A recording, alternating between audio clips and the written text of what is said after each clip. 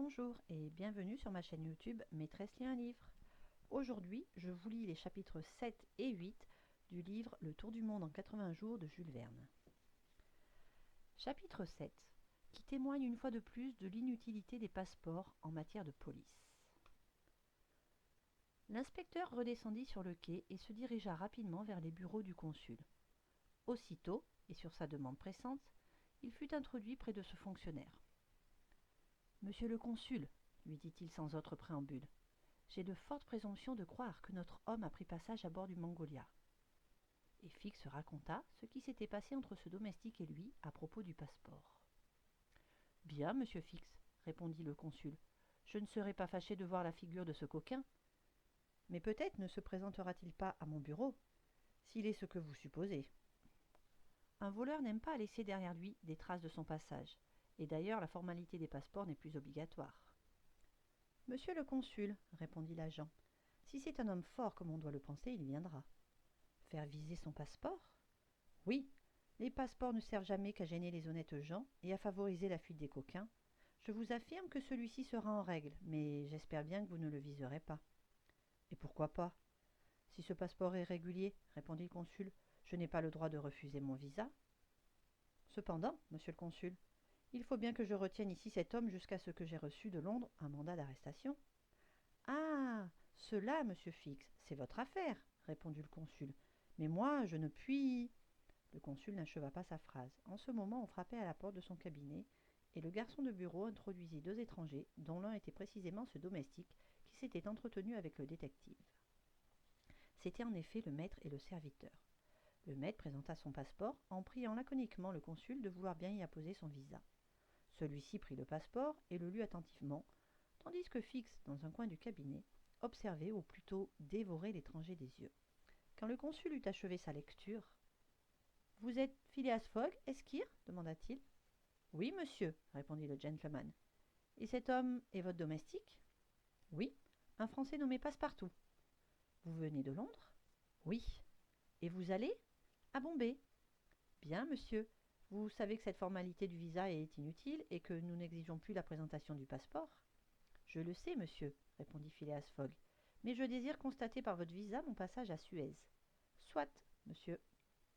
Et le consul ayant signé et daté le passeport y apposa son cachet. Monsieur Fogg acquitta les droits de visa et, après avoir froidement salué, il sortit, suivi de son domestique. « Eh bien ?» demanda l'inspecteur. « Eh bien, répondit le consul, il a l'air d'un parfait honnête homme. »« Possible, répondit Fix, mais ce n'est point ce dont il s'agit. Trouvez-vous, monsieur le consul, que ce flegmatique gentleman ressemble trait pour trait au voleur dont j'ai reçu le signalement ? J'en conviens, mais, vous le savez, tous les signalements... J'en aurai le cœur net, répondit Fix. Le domestique me paraît être moins indéchiffrable que le maître. De plus, c'est un Français qui ne pourra se retenir de parler. À bientôt, monsieur le consul. Cela dit, l'agent sortit et se mit à la recherche de Passepartout. Cependant, monsieur Fogg, en quittant la maison consulaire, s'était dirigé vers le quai. Là, il donna quelques ordres à son domestique, puis il s'embarqua dans un canot, revint à bord du Mongolia et rentra dans sa cabine. Il prit alors son carnet qui portait les notes suivantes. Quitter Londres, mercredi 2 octobre, 8h45 du soir. Arrivé à Paris, jeudi 3 octobre, 7h20. Quitter Paris, jeudi, 8h40 matin.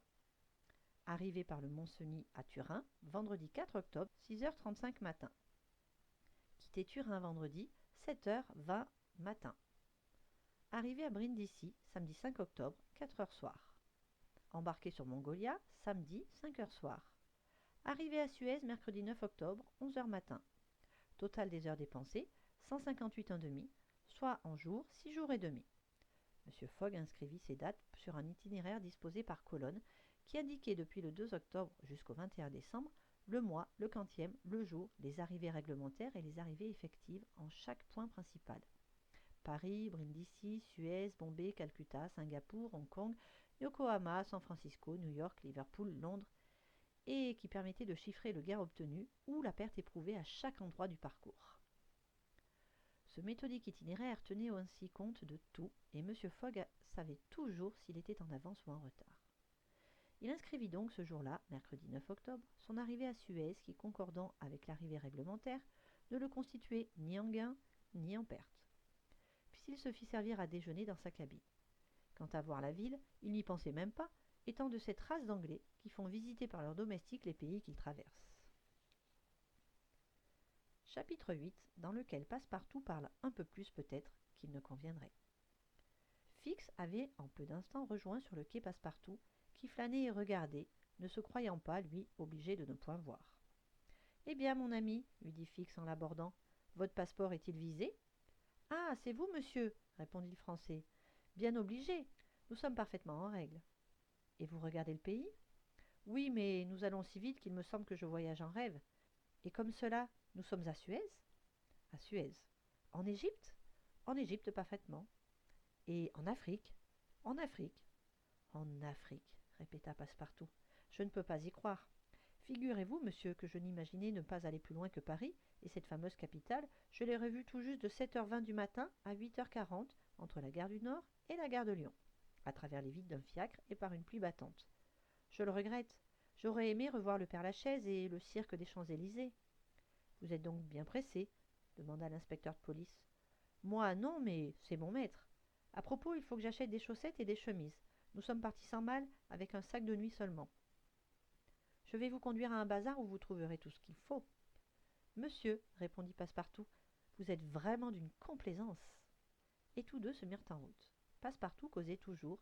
Surtout, dit-il, que je prenne bien garde de ne pas manquer le bateau. Vous avez le temps, répondit Fix, il n'est encore que midi. Passepartout tira sa grosse montre. Midi, dit-il. Allons donc, il est 9h52.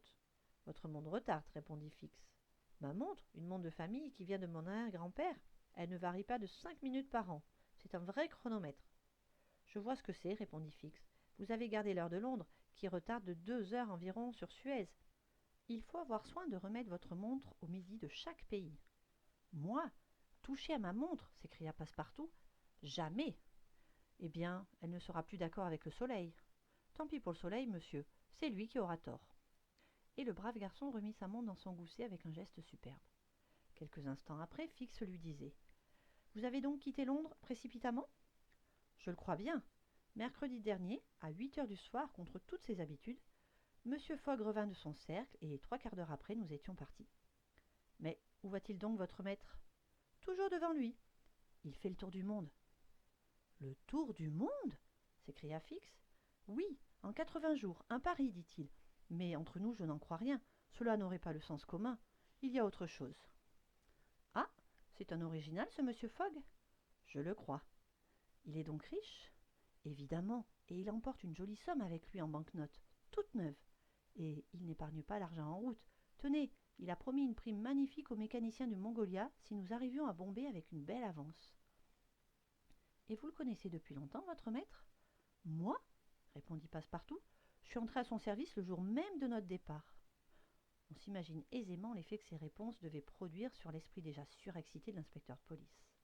Ce départ précipité de Londres, peu de temps après le vol, cette grosse somme emportée, cette hâte d'arriver en des pays lointains, ce prétexte d'un pari excentrique, tout confirmait et devait confirmer Fix dans ses idées. Il fit encore parler le français et acquit la certitude que ce garçon ne connaissait aucunement son maître, que celui-ci vivait isolé à Londres, qu'on le disait riche sans savoir l'origine de sa fortune, et que c'était un homme impénétrable, etc., etc. Mais en même temps, Fix put tenir pour certain que Phileas Fogg ne débarquait point à Suez et qu'il allait réellement à Bombay. « Est-ce loin, Bombay ?» demanda Passepartout. « Assez loin, répondit l'agent. Il vous faut encore une dizaine de jours de mer. »« Et où prenez-vous Bombay ?»« Dans l'Inde. »« En Asie ? » ?»« Naturellement. »« Diable, c'est que je vais vous dire, il y a une chose qui me tracasse. C'est mon bec. »« Quel bec ? » ?»« Mon bec de gaz que j'ai oublié d'éteindre et qui brûle à mon compte. Or, j'ai calculé que j'en avais pour 2 shillings par 24 heures. Juste 6 pence de plus que je ne gagne. Et vous comprenez que pour peu que le voyage se prolonge... Fix comprit-il l'affaire du gaz ? C'est peu probable. Il n'écoutait plus et prenait un parti. Le Français et lui étaient arrivés au bazar. Fix laissa son compagnon y faire ses emplettes. Il lui recommanda de ne pas manquer le départ du Mongolia, et il revint en toute hâte au bureau de l'agent consulaire. Fix, maintenant que sa conviction était faite, avait repris tout son sang-froid. « Monsieur, dit-il au consul, je n'ai plus aucun doute, je tiens mon homme. Il se fait passer pour un excentrique qui veut faire le tour du monde en 80 jours. »« Alors, c'est un malin, répondit le consul, et il compte revenir à Londres après avoir dépisté toutes les polices de 2 continents. Nous verrons bien, répondit Fix. Mais ne vous trompez-vous pas demanda encore une fois le consul. Je ne me trompe pas. Alors, pourquoi ce voleur a-t-il tenu à faire constater par un visa son passage à Suez? Pourquoi? Je n'en sais rien, monsieur le consul, répondit le détective, mais écoutez-moi. Et en quelques mots, il rapporta les points saillants de sa conversation avec le domestique du dit Fogg. En effet, dit le consul, toutes les présomptions sont contre cet homme. Et qu'allez-vous faire? Lancer une dépêche à Londres avec demande insistante de m'adresser un mandat d'arrestation à Bombay, m'embarquer sur le Mongolia, filer mon voleur jusqu'aux Indes et là, sur cette terre anglaise, l'accoster poliment, mon mandat à la main et la main sur l'épaule. Ces paroles prononcées froidement, l'agent prit congé du consul et se rendit au bureau télégraphique. De là, il lança au directeur de la police métropolitaine cette dépêche que l'on connaît. Un quart d'heure plus tard, Fix, son léger bagage à la main, bien muni d'argent d'ailleurs, s'embarquait à bord du Mongolia, et bientôt le rapide steamer filait à toute vapeur sur les eaux de la mer Rouge. Voilà, c'est terminé, j'espère que ça vous a plu. On se retrouve demain à 18h pour la suite. N'hésitez pas à vous abonner pour ne pas manquer ça. Bye bye.